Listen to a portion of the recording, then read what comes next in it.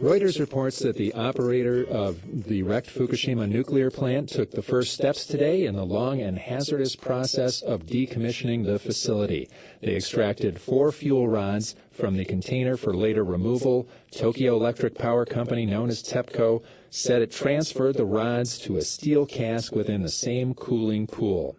It begins the delicate and unprecedented task of removing 400 tons of highly irradiated spent fuel from the reactor. With me is Arnie Gunderson. He's chief engineer at Fairwinds Energy Education. They try to demystify nuclear power. Thanks for joining me, Arnie Gunderson. Hi, thanks for having me. First of all, can you kind of set things up for us here?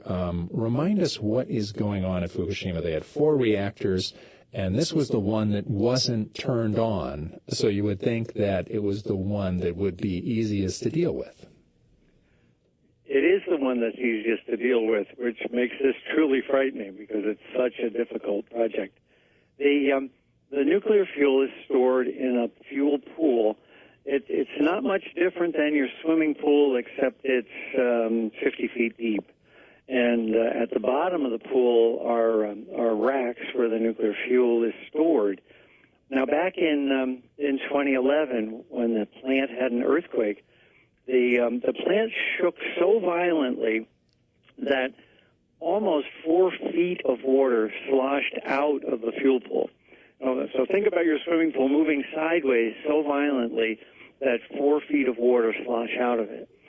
So that was the beginning of the problem. The fuel racks at the bottom of the pool were damaged by the earthquake. But then, worse than that, shortly after, the building had an explosion. So the roof fell in on the fuel racks. Now, I used to build fuel racks, and the tolerances are very, very high precision. And if they're damaged, if the fuel is in them and the rack is distorted, it becomes extraordinarily difficult to pull the fuel out. Almost like a pack of cigarettes, you can pull the cigarette out pretty easily unless you distort the pack, in which case it becomes really hard. So the problem facing the people at Tokyo Electric on Fukushima Daiichi Unit 4 is that, 1, the rack was distorted by the earthquake, and 2, the roof fell in on what was left and further damaged the rack. And right now they're trying to go in there and get some of the worst fuel rods that were possibly damaged? Well, right now they pulled the easiest fuel rods, the least problematic of the fuel rods. There were about 20 or 30 brand new fuel bundles in there. And new fuel is new iron. It's not brittle. It's very ductile. So they're trying this attempt on the new fuel, which means that it's the least likely to have problems, because it wouldn't have been in a nuclear reactor for up to 4 years. So it's not anywhere near as brittle. So they're practicing this week and perhaps for the next month on these new fuel bundles before moving to the really difficult stuff.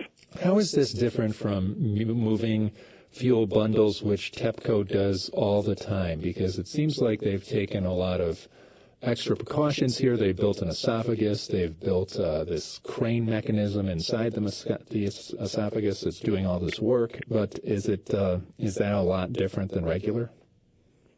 Well, and actually they're doing it out at Zion right now. By the way, near you, the Zion nuclear plant is moving fuel. And this is something that is common. Everybody puts their fuel rods out in these pools. This is where you store your spent nuclear fuel all over the place. Correct. So the storage of nuclear fuel and the removal of nuclear fuel from a rack is something that's done. Like you can't say day to day, but certainly on a yearly basis, fuel is moved in a nuclear fuel rack. The problem is maybe threefold. First off, these racks are no longer as designed. They've been beat up by sliding side to side in the earthquake. The second off is that they have rubble in the rack. And the third piece had to do with the building. The building was structurally compromised.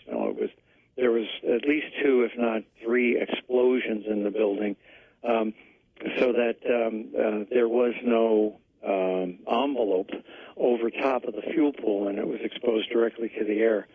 So what Tokyo Electric had to do was put in a new crane on the existing old foundation in order to do these fuel lifts, and then they covered it all in essentially a shrink-wrap building that was constructed in the last 9 months or so.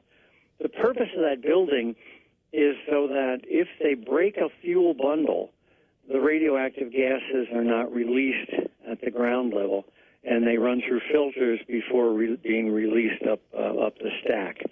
So the building is designed as a containment envelope to release radiation up the stack in the event that they break one of those fuel bundles. Is that the worst-case scenario, breaking a fuel bundle? Well, there's 2 worst-case scenarios. First off, though, they have to do this. My problem is really with Tokyo Electric doing it as opposed to it has to be done. The building is structurally compromised, and Unit 4 worse than the others because it has more nuclear fuel in it. So it's not something that can be delayed by 10 years or something like that, because the threat of an earthquake is significant, and in a compromised building, it could really cause a serious radiation release if the building were to collapse. So it's important to move the fuel. There's no doubt about it. But the 2 problems are snapping the fuel as they lift it out. And that's happened here in the States. Periodically when you go to pull a bundle out, it gets distorted and it breaks. And inside are radioactive gases, particularly krypton-85, that are released into the atmosphere. The other problem, though, and this is unique to the Fukushima site, modern fuel racks have boron in the surrounding the nuclear fuel. And the boron at Fukushima Daiichi likely leached out over the last 2 years for 2 reasons. The water was very hot. It was boiling. And this boron was never designed for boiling water. And on top of that, because they ran out of normal cooling water, they had to add salt water. So the boron wasn't qualified for salt water, and especially hot salt water. The boron prevents a chain reaction from occurring in the fuel pool. So what Tokyo Electric has had to do is add the boron to the water, because there can be no confidence that the boron plates that separate the fuel are any good anymore. If the fuel gets too close to each other, it can cause a chain reaction in the fuel pool. Now, the fuel pool isn't designed to handle that kind of heat. So what they would have to do is very quickly, if they start to see local boiling, because you would begin essentially to run your nuclear reactor in the fuel pool, they would have to quickly push the rod back into place and hope that the chain reaction stopped. And that, of course, assumes that the rod can be pushed back in. The problem here is that with the distortion of the racks and the rubble, the friction on these bundles can be significant. And as they start to pull them out, they can get stuck, so they won't come in or out, or they can perhaps be pulled out, but perhaps not be able to push back in the event of a problem. Arnie Gunderson's chief engineer at Fairwinds Energy Education. We're talking about the Fukushima nuclear plant and moving the fuel rods in and out. The process began today at Reactor 4. So the reactor, if it goes into one of these, where it kind of gets to the free, what's the term you use? Where inadvertent criticality. That's it. What happens then? Well, the problem in my mind is that Tokyo Electric hasn't thought that through. In my opinion, they should have 2 things. They should have excess boron in liquid form that they could rapidly add into the fuel pool in the event a chain reaction did occur. And the other thing is they should have a lot of excess water in the event a chain reaction occurs to make up for what could potentially boil off. And this is where an experienced engineering firm would have more checks and balances than what Tokyo Electric presently has.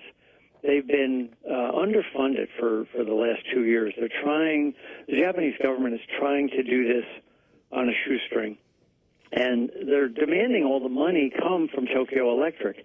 So what they've done is they've stripped funds from their other reactors in order to keep funding Tokyo Electric's Daiichi site.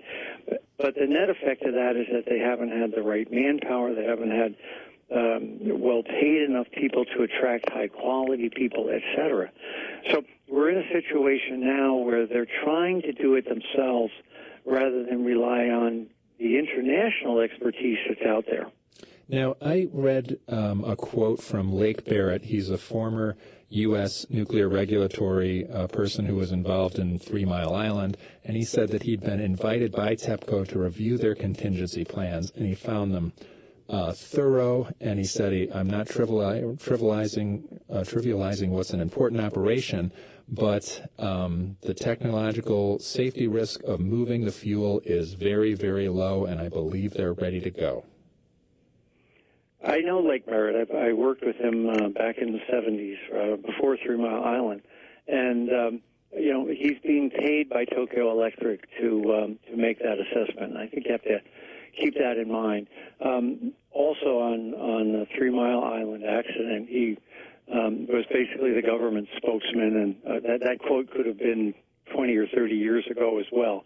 But I think the risks are significant, especially with Tokyo Electric doing the work.